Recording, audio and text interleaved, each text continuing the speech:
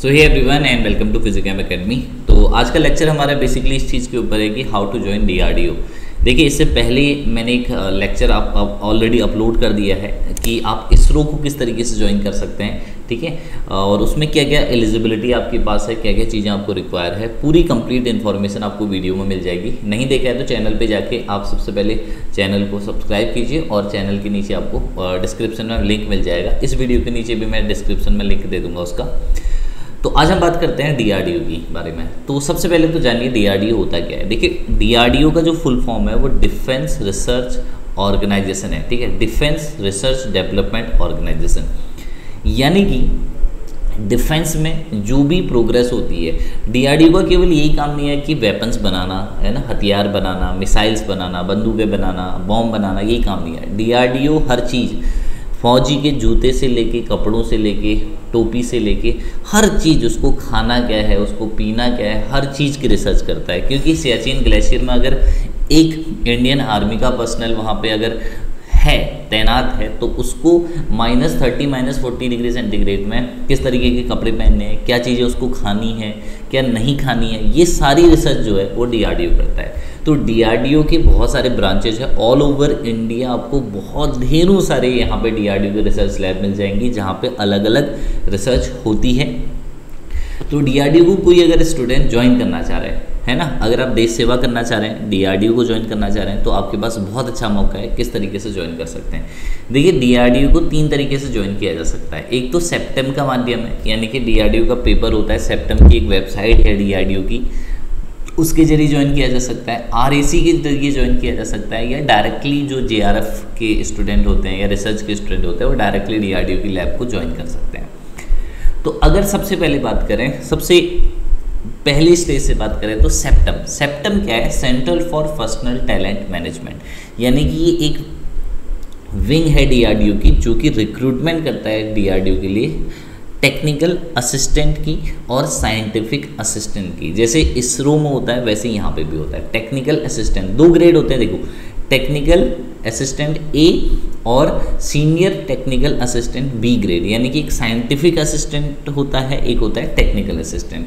तो दोनों को किस तरीके से ज्वाइन किया जा सकता है बात बता दूं। अगर आप एज ए टेक्नीशियन ज्वाइन करना चाह रहे हैं डीआरडीओ को, तो आपके पास 10th पास होना चाहिए। आपको 10th पास होने के साथ साथ क्या होना चाहिए? आपके पास होना चाहिए आईटीआई की डिग्री। तो आप 10th पास हैं, आईटीआई की डिग्री आपके पास है, ठीक है। और तो आप क्या कर सकते हैं? डीआरडीओ को ज्वाइन कर सकते हैं as a technician A, okay. इसके लिए आईटीआई मस्ट है। दूसरा होता है एसटी, यानी कि सीनियर टेक्निकल असिस्टेंट, यानी कि साइंटिफिक असिस्टेंट, जिसके लिए मस्ट ग्रेजुएशन होना चाहिए, डिप्लोमा होना चाहिए और 60% मार्क्स होने चाहिए आपकी ग्रेजुएशन में। अगर आपकी ग्रेजुएशन में और आपने बीएससी की है, बेसिकली बीएससी के बारे में बात करें, बीकॉम या जो है अदर कैटेगरी की जॉब नहीं आती है, तो बीएससी अगर आपने किया है, बीएससी अलग अलग सब्जेक्ट्स है, जैसे आपने केमिस्ट्री, फिजिक्स, मैथ, एग्रीकल्चर, ठीक है, केमिकल इंजीनियरिंग से डिप्लोमा किया है, बहुत सारी ब्रांचेज होती है, ठीक है। तो इनसे अगर आपने बीएससी की है तो आपको as a senior technical assistant B grade आप जो है सेप्टेम की वेबसाइट के माध्यम से डीआरडीओ के लिए अप्लाई कर सकते हैं। देखिए, सेप्टेम में जो पेपर होता है सारे के लिए, वो 2 पेपर होते हैं, एक तो टीयर 1, एक टीयर 2। टीयर 1 में 150 क्वेश्चन आते हैं, general awareness, English, mathematical, reasoning, सारी चीज़ें मिक्स आती है इसके अंदर। और 100 क्वेश्चन आते हैं टीयर 2 के अंदर, जहाँ पे आपका सब्जेक्ट डोमेन आपसे पूछा जाएगा, मैथ्स, फिजिक्स आपसे पूछी जाती है, ठीक है। तो बीएससी वाले स्टूडेंट या जो आईटीआई वाले स्टूडेंट है, डिप्लोमा वाले स्टूडेंट है, किस तरीके से डीआरडीओ को ज्वाइन कर सकते हैं? बाय दी कौन सा माध्यम उनके लिए है? सेप्टेम का जो माध्यम है, वो इन स्टूडेंट के लिए। दूसरी बात करते हैं एमएससी या बीटेक वाले स्टूडेंट के लिए।